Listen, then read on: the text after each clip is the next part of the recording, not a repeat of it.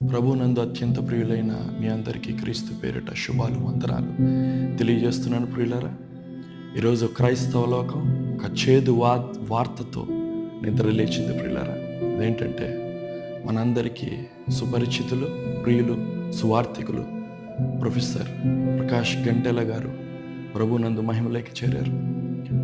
ఈ వార్త నన్ను ఎంతో బాధించింది, దుఃఖించింది. ఎందుకంటే వాక్యాన్ని చేత పట్టుకొని సత్యంతో, యథార్థతతో, భక్తితో, ఎంతో భారంతో దేవుని వాక్యాన్ని ప్రకటిస్తున్న అతి తక్కువ మంది దైవ సేవకుల్లో ప్రకాష్ గంటేల గారు ఒకరు. వారు నిజంగానే అద్భుతమైన సేవకులు. ప్రియులారా, నా జీవితంలో నన్నెంతగానో ఇన్స్పైర్ చేసిన సేవకుల్లో వారు కూడా ఒకరు. వాళ్ళు ప్రథములని చెప్పచ్చు. వారు తన వారిలో లోపం కనిపించిన గద్దించే ఆ ధైర్యం, ఆ స్ఫూర్తి నన్ను ఎంతగానో ప్రోత్సహించింది, ఇన్స్పైర్ చేసింది. ప్రియులారా, అయితే గమనించండి, దేవుని వాక్యం సెలవిస్తుంది 116వ కీర్తన 15వ వచనంలో, యెహోవా భక్తుల మరణము ఆయన దృష్టికి చాలా విలువైనదని దేవుని వాక్యం సెలవిస్తుంది. అయితే ప్రకాష్ గంటాల గారు ఈరోజు లోకాన్ని విడిచి వెళ్ళిపోవడం, ప్రభుని చేరడం నిజంగానే ఇక్కడున్న మనకెంతో బాధాకరం. అయినప్పటికీ ఒక నిరీక్షణ కలిగి ఆయనను కలుసుకుంటాం ఒకరోజు. నేనైతే ప్రకాష్ గంటాల గారిని ఈ లోకంలో కలవలేకపోయాను, కానీ ఖచ్చితంగా, నిశ్చయంగా ఆ రాజ్యంలో నేను ఒకరోజు ఆయన కలుసుకుంటానన్న దృఢ సంకల్పంతో ఈ మాటలు తెలియజేస్తున్నాను.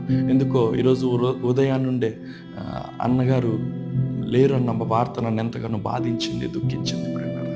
ఎందుకంటే వాక్యాన్ని సరైన రీతిలో, యథార్థంగా, ఎక్కడ రాజీ పడకుండా దేవుని సువార్తలో ఎలా దేవుని వైపు నిలబడాలో బోధించిన వారిలో, బ్రతికి చూపించిన వారిలో ప్రకాష్ గంటాల గారు ఈ తరంలో నిజంగానే ప్రథమ స్థానంలో నిలబడతారు. ప్రియులారా, వారి కొరకు 2వ తిమోతికి రాసిన పత్రిక 4వ అధ్యాయం 5 నుండి 7 వచనాలు చూస్తే పౌలు తిమోతికి చెప్తూ అంటున్నాడు, అయితే నీవు అన్ని విషయములలో మితముగా ఉండుము, శ్రమపడుము, సువార్తికుని పని చేయుము, నీ పరిచర్యను సంపూర్ణముగా జరిగించుము. నేనిప్పుడే పానార్పణముగా పోయబడుచున్నాను. నేను వెడలిపోవు కాలము సమీపమై ఉన్నది. మంచి పోరాటము పోరాడి తిని, నా పరుగు కడముట్టించి తిని, విశ్వాసము కాపాడుకుంటే. నిజంగానే ఈ వాక్యానుసారంగా ప్రియులారా, అన్న మంచి పోరాటం పోరాడాడు.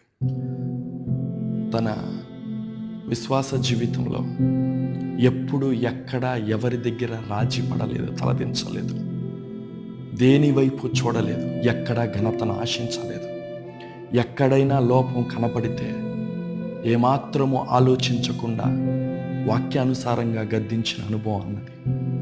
సో కాబట్టి నిజంగానే అన్న మంచి పోరాటం పోరాడాడని నేను నమ్ముతున్నాను. ప్రియులారా, వారి జీవితాన్ని బట్టి నీతిమంతుని జ్ఞాపకం చేసుకోవడం ఆశీర్వాదకరం దేవుని వాక్యం సెలవిస్తుందంటే దాని అర్థం ఏంటిదంటే, వారు దేవునికి ఎంతగా పునికి పుచ్చుకొని, ఆ గుణ లక్షణాలను ఎంతగా ధరించుకొని, ఎలాంటి విశ్వాస భక్తి జీవితం జీవించారో మనం తెలుసుకొని, దానికంటే రెట్టింపైన విశ్వాస భక్తి జీవితం మనం జీవించాలనే ఉద్దేశం.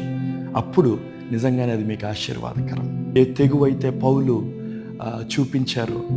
గారు చూపించారు, అదే తెగువను, అదే సమర్పణను, అదే దేవుని పట్ల ఉన్న ప్రేమను ప్రకాష్ గంటాల గారు వారి సువార్తలో కానివ్వండి, వారి జీవిత విధానంలో కానివ్వండి స్పష్టంగా కనిపిస్తుంది. ప్రియులారా, వారి సతీమణి గారి కొరకు, శివ గారి కొరకు, నేను, నా కుటుంబం, అలానే మా పరిచర్యలో ఉన్న వారందరూ కూడా ప్రార్థిస్తున్నాం.